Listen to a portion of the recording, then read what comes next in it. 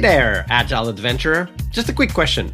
What if, for the price of a fancy coffee or half a pizza, you could unlock over 700 hours of the best Agile content on the planet? That's audio, video, e-courses, books, presentations, all that you can think of. But you can also join live calls with world-class practitioners and hang out in a flame war-free and AI slop-clean Slack with the sharpest minds in the game. Oh, and yes, you get direct access to me, Vasco, your Scrum Master Toolbox podcast.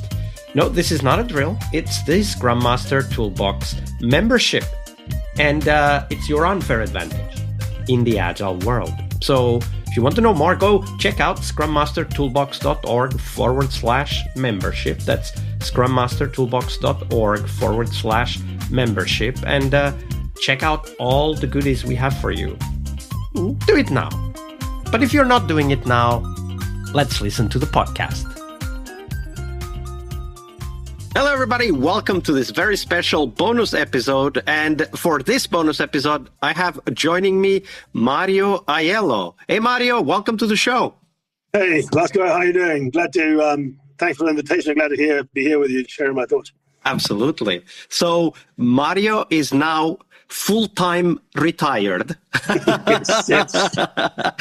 and also an agility thinker shaped by real-world complexity, not dogma. With decades of experience in VUCA environments, he blends strategic clarity, emotional intelligence, and creative resilience. He designs context-driven agility, guiding teams and leaders beyond frameworks towards genuine value, adaptive systems, and meaningful transformations. Now, Mario, before Agile was even called Agile, you were already experimenting with different iterative approaches. So can you take us back to those early days, Yeah. What drew you into this way of working? How did you first try to agilize the world around you? Yeah. Listen, look, I mean, I came from the project management world, right? In the days I used to work for Sun Microsystems. For a lot of you young guys, you may not remember what that company was all about, but we built hardware anyway. And I came from project management, and project management was, in my eyes, was not working. Okay, and it was working as a way of doing things, but the results were never there. You feared change, all that kind of stuff. That once you get a real project success, you were a bit of a hero. So that's sort of, started, making me think. And I used to go out to work in Palo Alto for a while, and with Sun, that was Sun's headquarters. And I met some of the early guys there, and started hearing about Agile, or some of the concepts. It was mostly, in those days, I was looking more at extreme programming and anything else, concepts. And I had that little bit of a aha moment. I said, okay, if we do some of this stuff, bring into project management, maybe, we can find some sense. Now, like small batch work, iterations, feedback, learn, adapt, that kind of stuff. So I thought, that's cool. I mean, why not use it? So I started using that in my project management approach. And within the teams I was managing, I started what I did in the days. I had no other word. I call it a simple agile, right? Which was saying to people, look, work on the most important thing, right? Work on one thing at a time, most important first, and finish it, and then move on to the next one and get feedback. And that kind of simpleness. Just don't hesitate and cooperate with each other, ask each other, and give feedback. And look and improve those simple mechanisms. Right? I started putting into my team, so I was not getting. Agile in those days still wasn't a buzzword or anything, but it's like those things. So with people, and then I used to be an advocate of Prince 2 in the days, right? And when in Prince 2, when we had the stages, I started calling them iterations more than stages, and trying to make them as short as possible. So trying to feed into the existing system some of the ways of my new ways of working. And it proved to be pretty good it was, and I started liking it. So that's how I started. That sounds like something that would feel very familiar to anyone with a project management background and training. At least for me, it does sound very interesting. When I started looking into Agile, I was a bit of a skeptic. I was a project manager, years of experience and so on with project management. And I was a bit of a skeptic when it came to Scrum. I hadn't heard too much about extreme programming at the time. When you started hearing about this, let's call them experimenters trying out things like extreme programming, weren't you also a bit of a skeptic? Well, how would I say? There was one truth I had in front of me. That was the traditional project management wasn't working. For me, what I was living on traditional project management was just utter stress, and I became a wishful liar, right? Because I used to, manipulate reports in such a way that will please the listener. If they were bullshit, basically. I knew it was bullshit. I was getting bullshit. So I says, how long is somebody going to keep on this way of working? Where you're going towards a no result, where change was the unsayable word, and whenever you had to change, it was like cutting your veins. And I thought, that can't be the way of working. That's not a sustainable way of working. So, yeah, I mean, I was a bit skeptical, but anything that took me away from the madness that we were handling was good enough, So I totally sympathize with this. I remember once in a project approval discussion showing a beautiful schedule, right on time, all of that.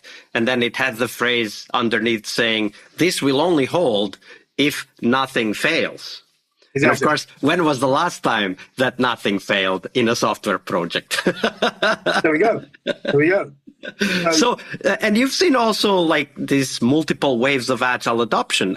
You didn't say the year when you were kind of discovering about extreme programming. I can only imagine it was either late 90s or early 2000s. Yeah, it was about, I joined Sun Microsystems in 99. So that was about, 2001, something like that it could have been. Yeah. So you've seen these multiple waves of Agile adoption from early, almost underground days like extreme programming. Yeah.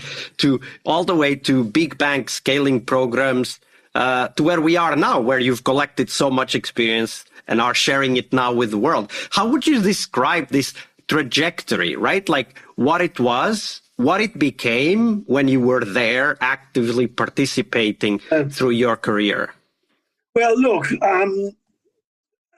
Agile as a software development, new software development approach was great.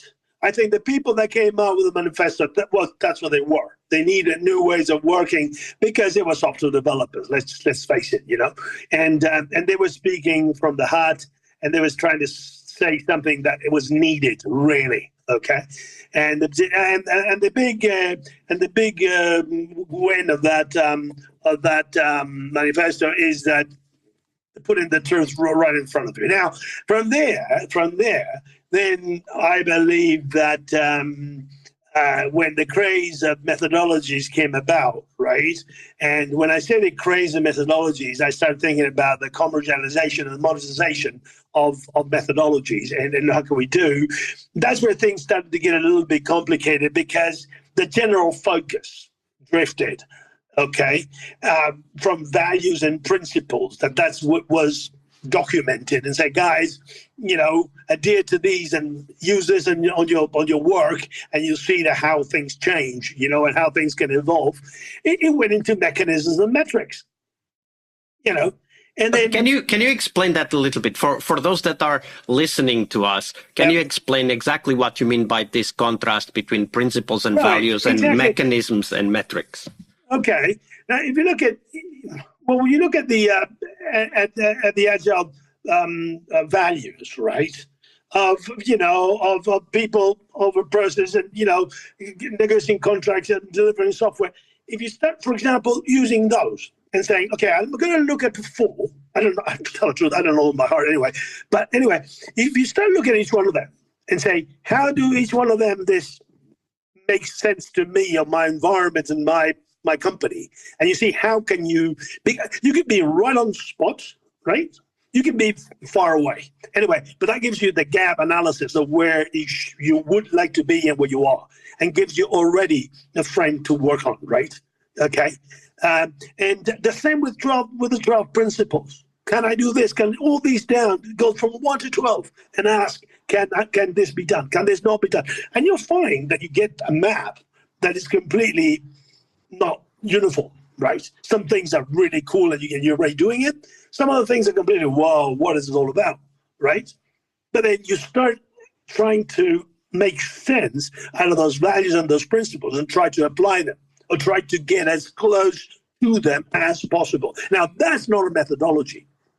That is not metrics. That's not, you're trying to make sense of what those new ways of working mean and how do they map to your experience as an individual, as a team, as an organization. Why do you believe that for the practitioners out there today?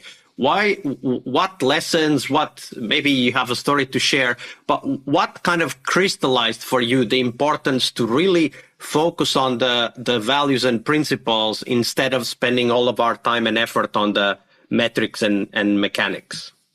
Well, because one is leading you, the metrics and mechanics leads you to just doing something without a real purpose, right?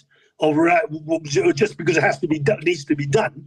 The other one gives you the purpose of how am I going to change and how am I going to change my attitudes, how am I going to change the ways of working in order to deliver things more quality, I don't know, make it cheaper, whatever you want, you see. That is a difference. When you start focusing on just how to do something, then agile became a noun, okay? And that is where people were trying to be agile instead of aiming for achieving agility, you see. That is a difference, what I feel.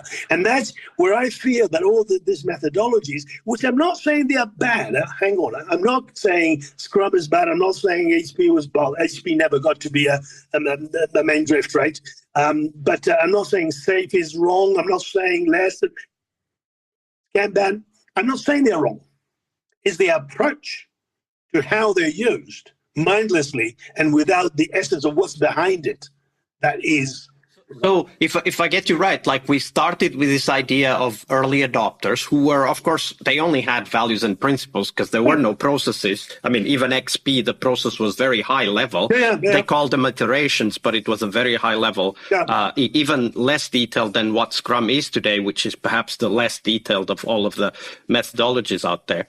And then it became kind of transition to more mainstream, and that led to kind of the commercialization of specific methodologies, which kind of take people away from the values and principles. So that's, I guess, your point of where we are today, right? Like that we have perhaps forgotten or spent too little time thinking about the impact that those values and principles could have in how we apply each of the specific methodologies. Correct. That's what I mean. And then imagine that then when methodologies are given to people in general follow what's been given to them, without saying, hang on a minute, how does this make sense? How does this tie in? Because something may tie into your ways of working or into your context. Something may not tie into your context. Now, then the next question is, if it ties in, great, do it, and take it as far as you first obstacle, and then you try to figure it out. But if it doesn't tie into your context, what can I change? Can I change the context? Can I change the methodology? Because, come on, the methodologies are not sacrosanct. They can be changed. I can change Scrum any day I want, and use it the way I want. If I give you a hammer to hammer, you can hammer from literally 4 sides. The 2 sides of the hammer and the 2 lateral sides. Nothing is going to stop you how you're going to use your hammer, okay? So that's what I'm saying. Is that sense-making that is not, I want to say taught, but is not encouraged. It's just blind going and doing. Okay, but that's where we are today. But now you have a lot of experience. You've been in the industry for many years. You've been looking at Agile and applying Agile for many years as well. Where do you think we're headed next? What do you expect will happen to software development and Agile software development specifically next? Well, what I would think is the seeds that been grounded, right? The values and the principles will remain because they are very valuable. Is how what I do and what I invite people is to make sense out of it, and that's why now these days I'm using a lot of adaptive intelligence to take through things, which is like probe, you know, learn and adapt. You see that sequence will take people places because what is your problem really? And agile for me is something has to be fit for purpose. It has to be fit for context. It has to be fit for practice. And I even include a fourth dimension will be fit for improvement. Okay, which I'm saying, if there's a why do I want agile, right? Already it's a good thing. If you can answer that question, it's great. Then you say, well, what's my context? Where do I live? Where's my, my company? How do we work? And then making sense out of that and trying to see that agile that I want because of my goal, can it fit our context? And if it does, great. And if it doesn't, how can we make it fitable, both the context and the methodologies and agile, the principles, and only then afterwards choose a methodology. Okay, are we in a very complex environment? What we do, that maybe Scrum is good because it is, to me, it is a methodology for dealing with complexity. Maybe if you're most like, we do complicated or obvious work, maybe Scrum where flow is just, I don't know, you create your own maybe. Because obviously, after you started understanding the principles and values of Agile, you're free to create your own stuff, which is basically plan, do, inspect. Exactly. That's what you do. And you got to this kind of understanding and of course, perspective based on many of the stories that you went through. I mean, when we were prepping this interview, you said, I've failed more often than I've won. And this is very important because I think that the recognition of that is also what sets us up for learning, for that inspection and learning process. So can you share a few moments where failure taught you more than success ever could and eventually shaped your approach as a coach? Oh, indeed. I remember one of because I went through three phases basically of my agile life. First I started discovering and thought, how can I apply it to make to soothe my project management wounds and put balm into my soul, right? Then I went to do Scrum was a very obvious thing. So I went into Scrum Mastering a bit just to understand it more, stuff like that, and then started basically consulting afterwards, right? So yeah, I remember working for this for the startup. They wanted to obviously. They wanted to optimize their delivery, and they were using Scrum, so they thought, whatever it is. So anyway, we're trying to agilize the whole organization, but the environment, the context was very, very, very much a command and control stuff, right? As a matter of fact, the CEO was probably to say, he liked, Prince 2 a lot, and it just was handy because I used to practice Prince 2 a lot, and they said, well, what we're going to do here? So I thought, well, if we're going to, it's a really hard battle because that context was not agile friendly. So we started, say, well, what can I do? Why did I quit my job? So I said, okay, let's agilize Prince 2, basically, and then we tried to sell it that way. It was not optimum. It was not there at all, but, we took it as far as we could. Okay. Then I didn't call that an ultimate success. It was just winning a battle, not the war, right? But then when I moved on to my next gig, I thought, oh man, context is paramount. Okay. So I thought culture you cannot change it up front. But it's there. It's something you cannot ignore how things are done today. So start by that. Then you can see, is it good? Is it ugly? Or is it bad? Is it ugly? The good, the bad, and the ugly. If it's good, keep on doing it. If it's bad, try to improve it. And if it's ugly, up to the measure possible, eradicate it. Okay. So that approach changed completely I said, next time I go around doing something, I'll better take care of that before we. And I did, because I joined soon after an organization which was about 300 people strong, and they wanted to. They wanted Scrum for Agility was something that was decided, and that was a bet. There was no really a good organizational delivery system. That was the ugly, and it was a command and control thing, right? So started by how would I say, I started first with my simple agile, practices, blending it into Scrum, and then taking a systems approach to the whole delivery system. When you say systems approach, can you tell us a little bit more? Like what would you call, like in a software development environment specifically, what would you ask us to consider as part of that, overall system? How would you define it? Well, in order a delivery system, in order to deliver, you have somewhere where ideas are brought into being, right? That something that needs to be done. Then you have a whatever architectural design phase or whatever, building the product, basically conceiving the product, then building the product, and then delivering the product. And when those things are distinct and separate, that's that kind of like silo approach. That's when trouble starts creeping in. So what I meant to do here is I'm saying to explain to people that from the moment those sales and marketing people that went out there and got these brilliant ideas and want to sell them, want them built, until the team that is delivering them and put them into production and make them live and supporting them, all that is a system. You cannot be different parts. And that's why I started to say to people, you cannot be acting as you were in different people and stuff like that, and then finger pointing. So we started creating value streams, understanding things, how they work from conception to delivery, from idea to cash, if you want, right? And that changed already radically, because we had to first organize ourselves a bit around it before we started talking about Scrum or anything, And that was a bit of a difference, because then I had people stepping back a bit. We even organized the whole sitting floor, because managers were not talking to each other, and people. So we, instead of putting into little silos, like here is sales, and here's marketing, and here's security, and here's development, and there's operations, we started going, what are the value streams you got? Because we had different products.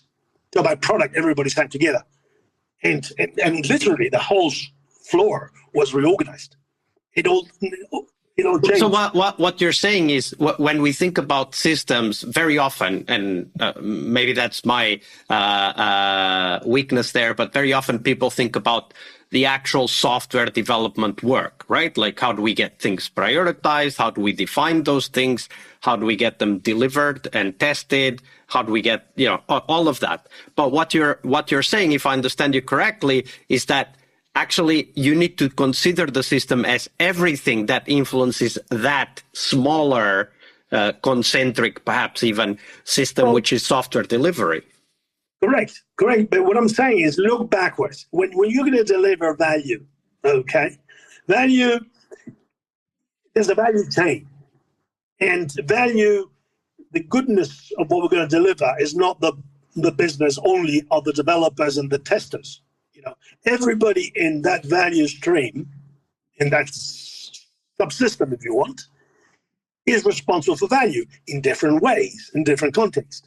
If people are selling to the outside world a concept that is not right, is no good for what the client needs, no matter how much goodness you put in your value stream, you're going to deliver something that is not usable by the client. So you cannot look at, the development was wrong, the testing was wrong, the product. No, it's the whole. From the moment, from idea to cash, all the people where work happens with, all kinds of work. Work is not coding. Work is not testing. Work is product design. Work is,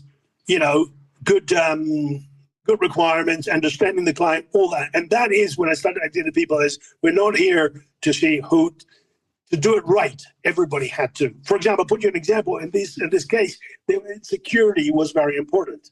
And when I joined the company, the security were like the guardians of goodness, right? They stood at the end of the line, and they went up or down, right? Okay. I said, no, they're wrong. If security is paramount, you guys should be at the beginning of the chain, building security from day one. So exactly. we literally shift them, not taking their importance out of them, because if that was important, anybody was in that department was important. But I said, okay, you're going to be here at the beginning, and you're going to start putting your people, your strategic people, all around the chain. So security is looked upon from the conception all the way to product development, all the way to software development, and it changed completely. Not the importance of the people, the way people acted. So you see, and at all this moment, we're not talking about Scrum yet, okay? And that's how they started. They started everybody, about 300 people get trained in Scrum. Come on. I said, you know what I mean? So, and that is the difference between starting with a methodology and started to making sense of what Agile is standing for, its purpose, context, and then practice. So it took us nearly, I would say, 5 months nearly to start talking about Scrum while we were putting together everything else. So of course, you're like with these stories, you're also talking about how your perspective, your own personal perspective changed over the years. You had these obstacles, you tried to apply Agile, you had that project management background, and you had to think beyond what is, let's call it, an Agile coach. So in your view, when you think about your own perspective, your own progress as a Scrum Master, as an Agile coach, how did that change? How did your perspective as an Agile coach regarding yourself and your own work changed over these years? Well, I don't think I have the magic wand, to tell the truth, Vasco. But I also knew that as a coach, and I dreaded this because, you see, I don't qualify as a coach because I don't have coaching qualifications, right? Regardless if it's Agile or anything, or life coach or whatever coach, okay? I just did because of the understanding, and I drew my coaching experience, if you want, in inverted commas, because I've been a rugby player all my life. I've been coaching also teams, So I thought, and what do you do when you coach? It's basically understand where establish first a relationship with your teams, understand where they're going, and try to help them, make sense the way they're going to go, keep on moving forward. So, that's why for me adaptive intelligence is big, because you have to sense first, in order to understand the context where teams evolve, and then see what the behaviors are and challenge them. One at a time, most important first. Don't try to go and tip the boat completely and get everybody drowned. Now you have to go, bit by bit, and then encourage every one of those challenges, every one of those maybe micro changes into being adapted, okay, and adopted and adapted. Sorry, and probe how they work. Are they working well for us, or we're not, right? So you have to do that quite fast. And if it do work, keep on doing it. If it doesn't work, change it. And then rinse and repeat. And that is what my essence of and again, this is how I approach coaching. Because I am not a coach. I'm just somebody that was, during the years, I've seen a lot and tried to make sense out of what's going on. And you cannot force people what to do. You have to bounce ideas or whatever. Go ahead, try it, Give it a try. Try it quickly, okay? Don't wait for it much. Learn and move. So that is how I see it. I really like how you bring this perspective, even though, of course, you had a project management background, which is, there are many good things in project management, but one of the expectations we have over project managers is that they know who needs to do what by when, because that's the definition of the job. But with the coaching approach that you now talk about, it's actually completely different, because you need to understand the context and what is the goal that they are trying to achieve, and then focus on how the team interacts, how the stakeholders and the team interact, so that they can sort out who needs to do what by when, because we are in a complex environment. Software is not, in other words, it's not plannable in detail in advance like project management asks us to do with software development. Exactly. Well, I would say, going back to this, and I'm not saying anything about project management, right? Because project management here will give you a good way to guide us into how we're going to organize ourselves, right? But when I was saying to somebody once, said, listen, look, if you have in front of you your 5 most important tasks, you do one thing at a time, most important first, and finish it, then you're going to have to pull the next one, okay? That is planning at the most simple form. That is planning. Now, what you do in traditional planning, when I see you guys get into your planning sessions according to Scrum, the planning ceremony, you want to fit a whole bunch of things into something that is not fittable, and you just want to, and you spend time arguing about it. You spend time, trying to see how long it's going to take. And it's like there's no sense, because you're trying to do something that is not really doable. So then I'm saying Agile for me is not prescriptive, and I feel that that's the way it's been put. It's prescriptive. For me, Agile is adaptive. So talking about prescription, there's a very important topic. I don't know if you want to go there, but I will, just in case. And that's the topic of certifications. Where do you come down on the? Coming that way. Yeah. How do you come down on the certification debate? Like from your perspective and in your experience, what have you learned so that you can share with our audience, many of which are just now starting their Agile journey? Correct. Yeah, indeed. Let me first be clear on one thing. I do have certifications, right? I did once upon a time. Now, the reason I did them was, not only because the company I was working for was paying for them, but that was the easy part. But it's true, I wanted to see what was going on, and because I wanted to probe methodologies and learn to adapt them to my needs, right? That was basically what it was. And then it was also a means of networking, also getting in touch with some of the thought leaders around and stuff around. So, but all seeking to be a better practitioner, right? Then, for the past decade, I would say, and still standing this today, certifications as they are presented today is about having read the book or having attended the classroom and what has been said in a course, right? Only once in my career, I saw something different, right? And that was, you come and join a course for 5 days, then you go, and you're not going to get certification yet. You go, you practice it for at least 6 months, develop a case, and you put the case in front of a panel, and you defend that case. For success or for failure. When we're talking, we're not, then, only then we'll decide if we'll certify you.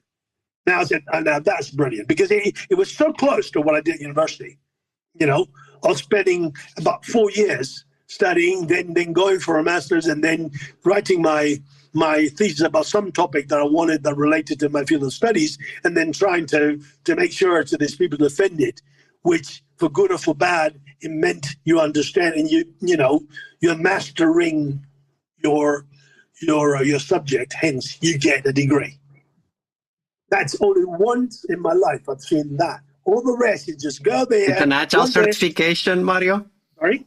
Was that an Agile certification? Oh, that was a Kanban coaching professional, as a matter of fact. Okay, so and I always thanked David Anderson, because I did it with him. And I said to him, David, I think now it's the only one that created a little bit of a university. But again, it's going a little bit commercial these days. But again, that's Yeah. So, well, It's the fair. reason why I ask is that, ironically, I know that in the PMI case, Project Management Institute, this is not the case. But when I completed my project management certification many years ago, it was by IPMA, the International Yeah, Project yeah, yeah. Management Association, which is European based, in fact, Yep. Switzerland based. Well, I did preach too with them. Yeah. Federation of project management associations, and they did that kind of approach where you first did. I think it was even 6 months of training, but Yep. not every day, right? Like it was like every second week or something. You had some topic. Then you did a 4-hour written exam. Yeah. Then you did a case study, and then you defended the case study with the panel. And of course, what we are trying to look here, and IPMA does have these different levels of accreditation, so that it's not just one level, which is one of the problems with the current levels of certifications in Agile. Yep.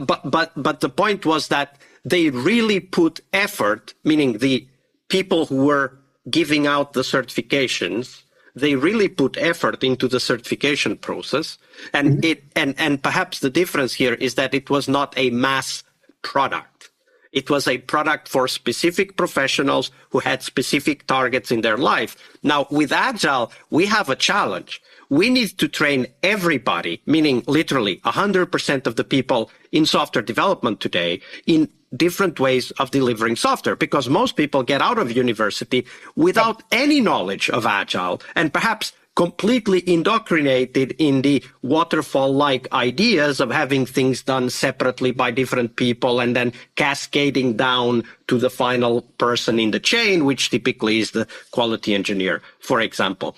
So how do you see the role of certifications in Agile in that context, the context that we are actually bringing something completely new to the world? Well, certifications, I'm not saying they're bad, okay? I'm not saying they're bad at all because, you know, it's a first stepping stone, if you want. You're saying it, a first stepping stone, a one level, a second level, or whatever you go.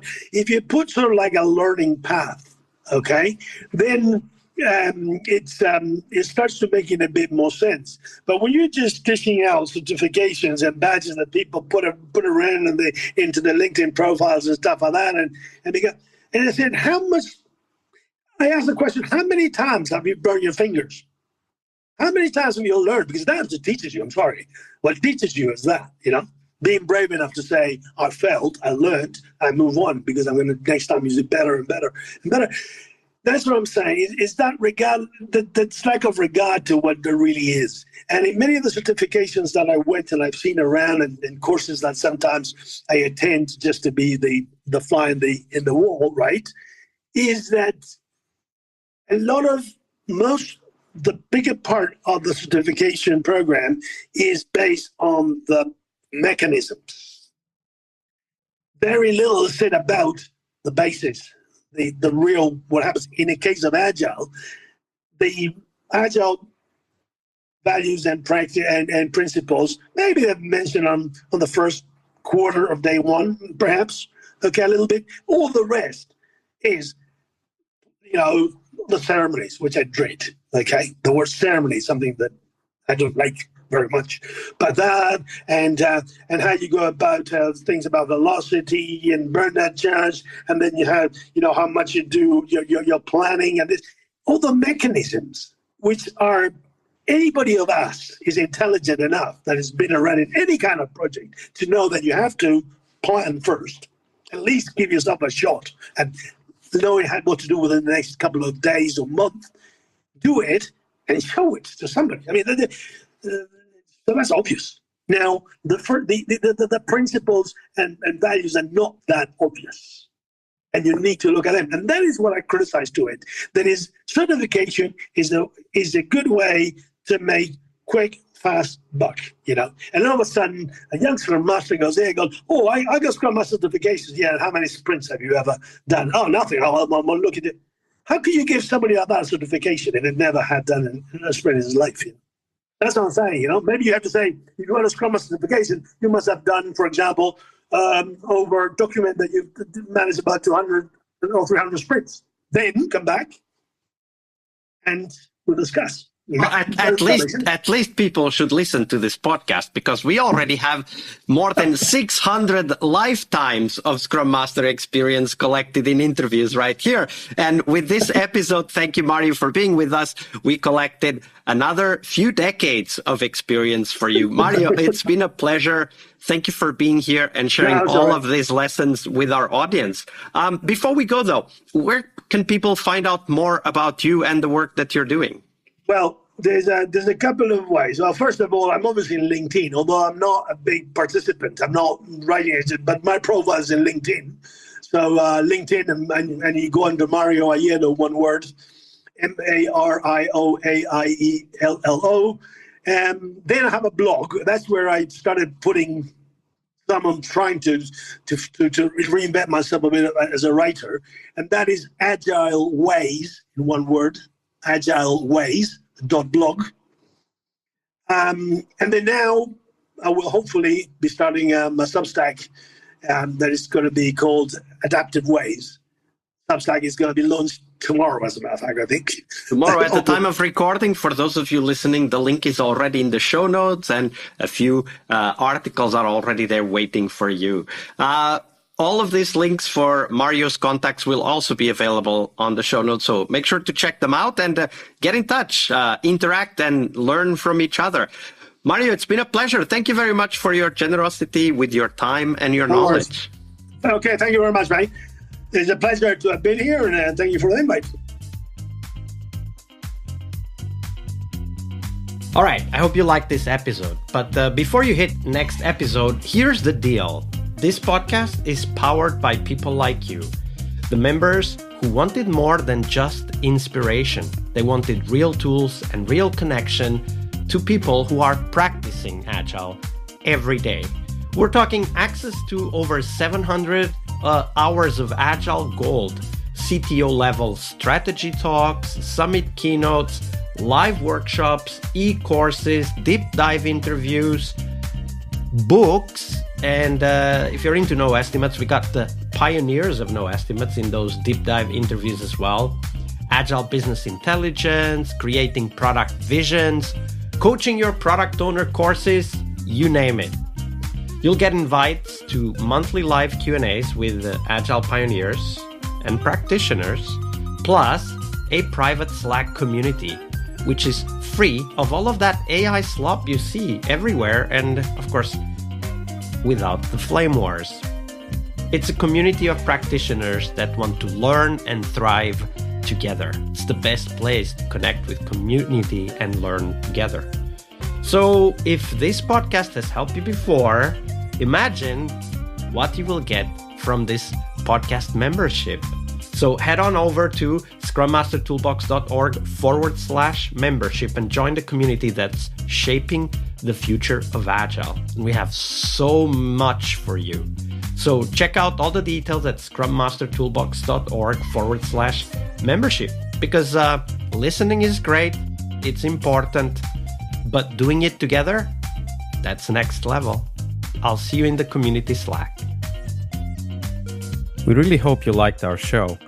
And if you did, why not rate this podcast on Stitcher or iTunes? Share this podcast and let other Scrum Masters know about this valuable resource for their work. Remember that sharing is caring.